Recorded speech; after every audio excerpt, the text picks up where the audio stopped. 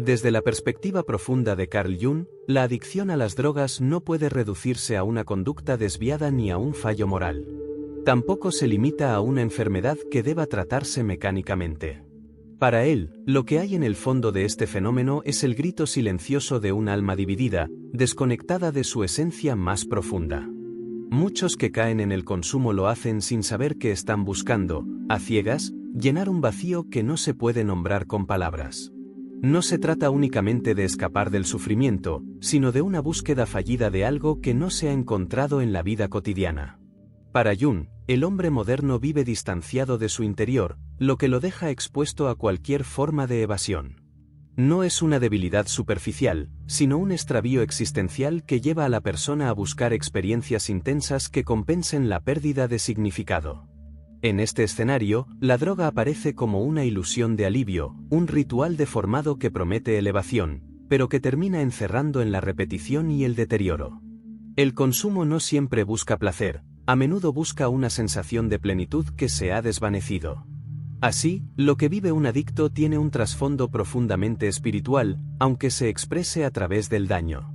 Para Jung, toda conducta autodestructiva esconde una necesidad del alma de manifestarse. Lo que lleva al primer contacto con una sustancia no es necesariamente el entorno o la curiosidad, sino una urgencia interior de transformación. Ese llamado profundo rara vez encuentra un canal adecuado en nuestra cultura. El adicto arrastra una sensación constante de vacío, una herida invisible que no se alivia ni con amor, ni con éxito, ni con reconocimiento. Esa herida puede haberse abierto en la infancia o en una crisis vital, pero lo importante no es el suceso en sí, sino la fractura que provoca en la relación consigo mismo, con sus emociones y su cuerpo. Cuando ese lazo interno se rompe, la persona empieza a vivir como si nada tuviera sustancia real. En ese estado de desconexión, la droga adquiere una fuerza simbólica poderosa. Se convierte en una promesa de retorno, una ilusión de algo perdido o jamás encontrado. Para Jung, el inconsciente es quien dirige esta búsqueda, que aunque equivocada, tiene una intención oculta, la de provocar una experiencia que despierte a la persona de la superficialidad. Sin embargo, sin conciencia de este proceso, el intento se convierte en un círculo sin salida. Se anhela una totalidad, pero se encuentra una fragmentación mayor. Esta situación no es exclusiva de los consumidores de sustancias. La adicción, en todas sus formas, es reflejo de una sociedad que ha perdido el vínculo con lo simbólico. En vez de ofrecer ritos de transformación, se promueven distracciones y recompensas inmediatas. Así, el adicto no es simplemente alguien que se desvía, sino la expresión extrema de una crisis mucho más amplia. Cuando Jung trató a personas con alcoholismo severo, entendió que sin abordar la dimensión espiritual del conflicto, ningún tratamiento resultaba efectivo. Él fue uno de los primeros en advertir que no basta con fuerza de voluntad o disciplina. La raíz no está en la superficie, sino en lo más hondo del ser. En estos individuos veía una sed de absoluto que había sido proyectada sobre una sustancia por falta de una alternativa auténtica. No se trataba de anular el deseo, sino de redirigirlo hacia un cambio genuino. Se suele pensar que el adicto quiere huir, pero muchas veces lo que busca es una realidad más intensa, más verdadera, que le devuelva la sensación de estar vivo. Esa intensidad, sin embargo, se convierte en esclavitud cuando depende de una sustancia. Aunque la oscuridad parezca total, siempre queda una chispa de sentido, una memoria de lo que pudo haber sido una transformación real. El primer consumo no siempre es consciente, pero rara vez es inocente. Algo interno impulsa ese acto, un intento por romper con la prisión del yo fragmentado. Jung creía que toda adicción contiene una metáfora, la lucha por recuperar la unidad interior perdida.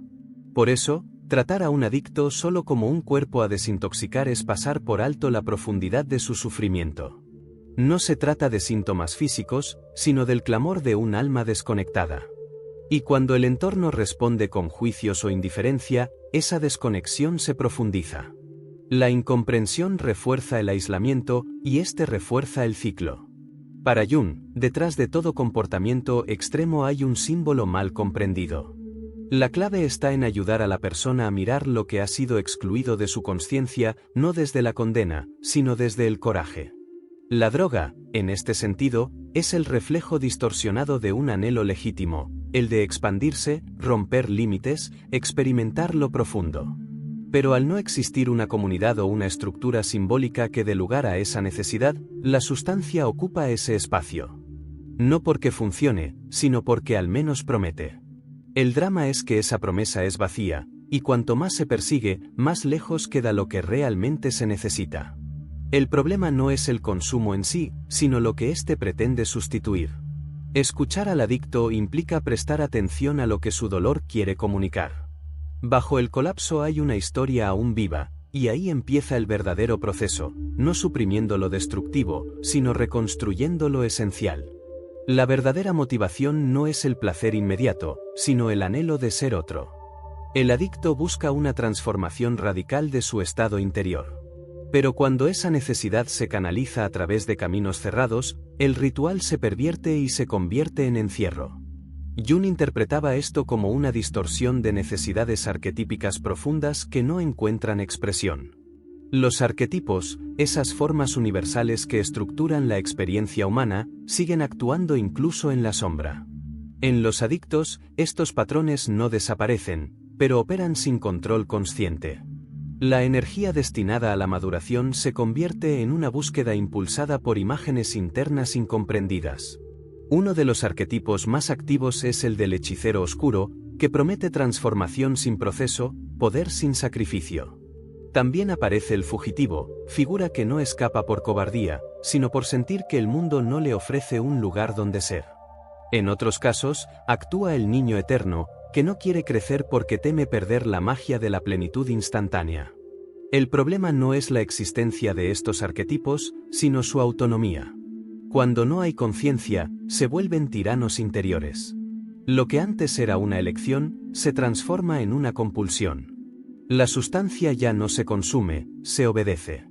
Y esto ocurre en gran parte porque nuestra cultura ha perdido los mitos, ha reemplazado los rituales por hábitos vacíos y ha eliminado el lenguaje simbólico. Así, los impulsos del alma no encuentran expresión y se transforman en exceso. La adicción revela tanto una crisis cultural como personal. No hay espacios para el alma. Y cuando esa alma no puede expresarse, el sufrimiento aparece como su único canal de comunicación. El consumo se vuelve una forma desesperada de reconectar con lo perdido, aunque el intento termine fallando. La transformación que se busca se vuelve rutina. Lo extraordinario se desgasta. Y sin símbolos, el alma queda muda. Cuando no puede hablar con sentido, lo hace a través del cuerpo, con dolor, con descontrol, con colapso. La recuperación, entonces, no es simplemente dejar de consumir. Es reconstruir el vínculo con las imágenes internas que otorgan dirección y sentido.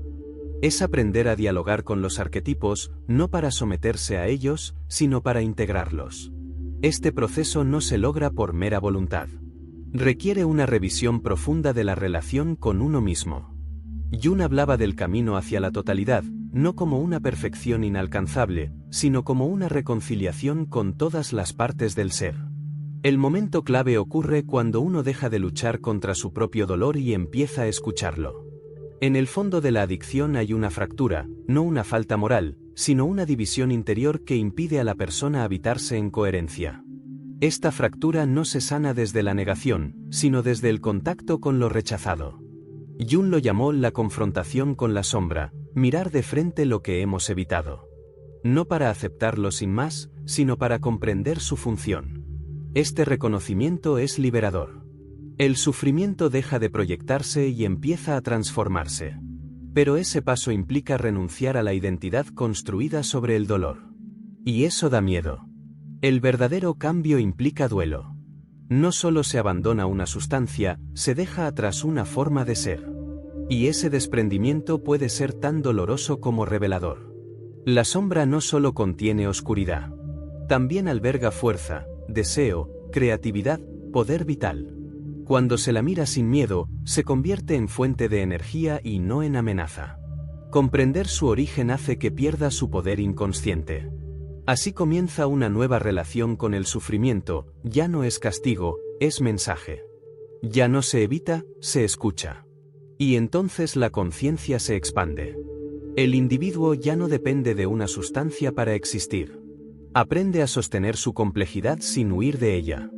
Pero este viaje no puede hacerse en total soledad. Jung insistía en la importancia del testigo, de alguien que escuche sin juzgar. El adicto necesita experimentar una presencia distinta, que no lo reduzca a su error, sino que lo mire con humanidad. Esa relación puede ser terapéutica, afectiva, espiritual, pero su esencia es la misma: permitir que el otro se recuerde a sí mismo más allá del dolor. El cambio verdadero no consiste en corregir conductas, sino en ayudar a alguien a reencontrarse con lo que es cuando no está dominado por la urgencia de escapar. Este cambio no es lineal. Hay retrocesos, dudas, vacíos. Pero cada paso honesto fortalece la conexión con el centro del ser, lo que Jung llamó el sí mismo. No es un ideal, es una realidad profunda que siempre estuvo ahí, esperando ser reconocida. Recuperarse no es volver a ser quien se era, sino descubrir quién se es de verdad. La adicción no es una condena, sino una encrucijada, puede ser repetición o renacimiento. Todo depende de si el dolor se reprime o se escucha. El alma no enferma por debilidad, sino por haber sido ignorada. Y su sanación comienza cuando esa voz silenciada por fin es escuchada.